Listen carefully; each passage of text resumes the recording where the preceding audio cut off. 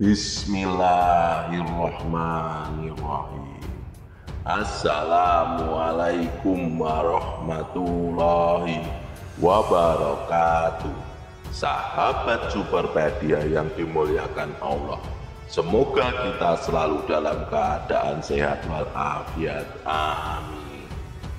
Bagi agama Yahudi, yang disalib adalah Nabi Isa, karena mereka menganggapnya telah menyebarkan kesesatan. Bagi agama Kristen, yang disalib adalah Nabi Isa dalam rangka penebusan dosa seluruh umat manusia. Dan bagi kita, yang disalib bukanlah Isa ibnu Maryam, melainkan seseorang yang diserupakan wajahnya oleh Allah Subhanahu wa Ta'ala.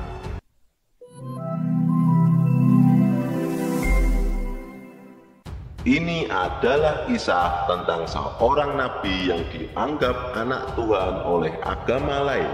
Sementara itu, Nabi Isa adalah putra seorang wanita solehah yang bernama Maryam. Di sini kita akan membahas tentang peristiwa penyaliban Nabi Isa atas perintah seorang raja zalim bernama Herodes.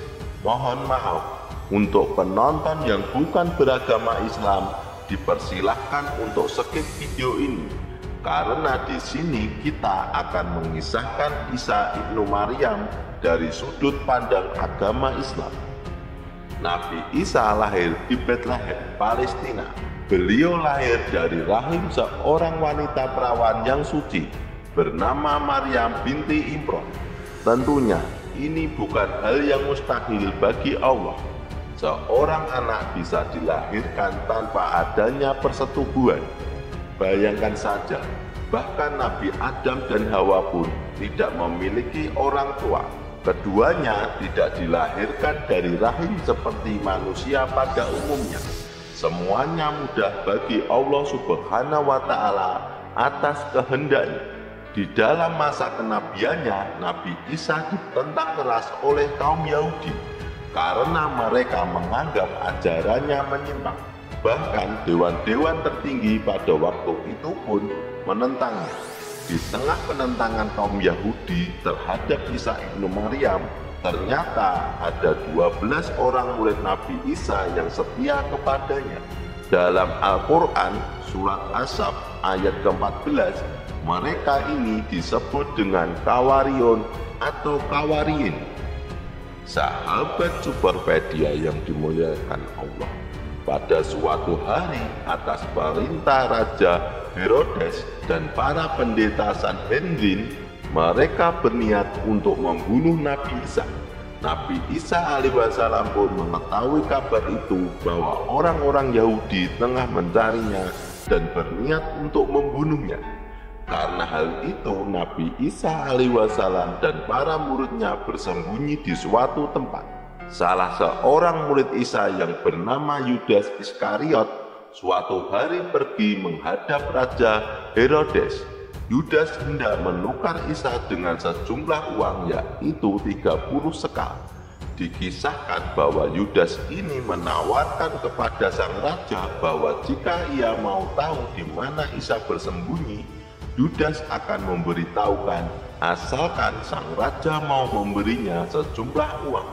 Akhirnya Raja Herodes pun menyetujuinya. Kemudian berangkatlah mereka, dituntun oleh Yudas, menuju tempat persembunyian Nabi Isa alaihissalam. Namun setelah sampai di lokasi, ternyata Nabi Isa alaihissalam tidak ada, karena Allah telah mengangkat Isa ke langit secara utuh.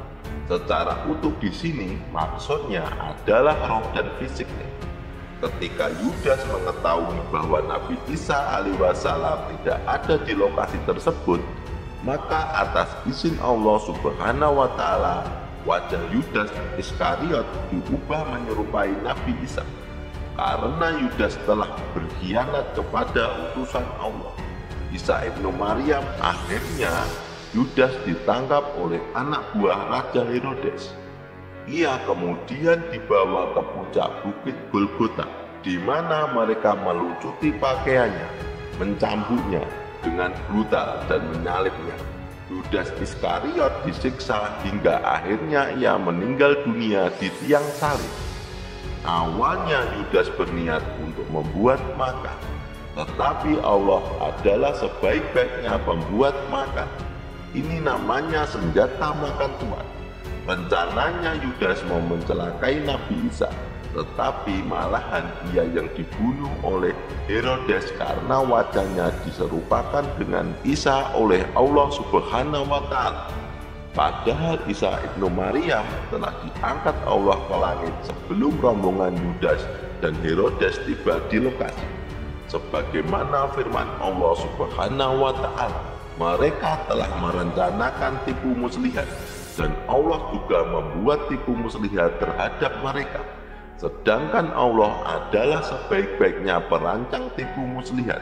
Al-Quran Surat Al-Imran ayat ke-54. Sahabat Superpedia, ada penafsiran lain mengenai siapa orang yang disalib oleh Raja Herodes dan orang-orang Yahudi. Dalam tafsir Ibnu Katsir tidak disebutkan secara jelas siapa orang yang disalib. Apakah itu Yudas atau murid Nabi Isa yang lain? Hanya saja ditegaskan di sana bahwa yang disalib adalah orang lain. Sementara itu Allah Subhanahu wa Ta'ala mengangkat jasad dan roh Nabi Isa ibnu Maryam ke langit. Dalam Al-Quran pun tertulis bahwa Allah Subhanahu wa Ta'ala tidak akan membiarkan Yahudi membunuh Nabi Isa alaihi wassalam. Sahabat Superpedia yang dimuliakan Allah, sebenarnya orang-orang Yahudi pun ragu-ragu ketika itu. Apakah benar yang mereka salib adalah Isa ibnu Maryam? Ketika mereka menghitung jumlah Isa dan murid-muridnya, seharusnya ada 13 orang. Tetapi jumlah yang mereka hitung hanya 12 orang saja. Keraguan-raguan mereka ini tercantum dalam Al-Quran. Allah berfirman, sesungguhnya orang-orang yang berselisih paham tentang pembunuhan Isa benar-benar dalam keraguan-raguan tentang yang dibunuh. Mereka tidak mempunyai keyakinan tentang siapa yang dibunuh itu, kecuali mengikuti prasangka belaka. Mereka tidak pula yakin bahwa yang mereka bunuh itu adalah Nabi Isa. Tetapi sebenarnya Allah telah mengangkat Isa kepadanya dan adalah Allah Maha Perkasa lagi Maha Bijaksana. Tidak ada seorang pun dari ahli kitab kecuali akan beriman kepada Isa sebelum kematiannya, dan di akhir kiamat nanti Isa itu akan menjadi saksi terhadap mereka. Al-Quran Surah An-Nisa ayat 157 sampai 159. Hingga kini Nabi Isa masih hidup dan berada di atas langit sana. Kita sebagai umat muslim wajib mempercayai bahwa Isa ibnu Maryam tidak pernah mati di tiang salib. Ketika dunia tengah berada dalam fase-fase kiamat, Allah akan menurunkan Nabi Isa di menara putih sebelah timur kota Damaskus. Nabi Isa akan memakai 2 potong baju yang dicelup dengan zat warna zafaron dan was, serta meletakkan kedua tangannya di atas sayap-sayap 2 malaikat. Jika dia menundukkan kepalanya, air akan menetes, dan jika dia mengangkat kepalanya, turunlah air seperti mutiara. Maka tidak ada seorang kafir pun yang mencium aroma nafasnya, kecuali orang kafir itu pasti mati.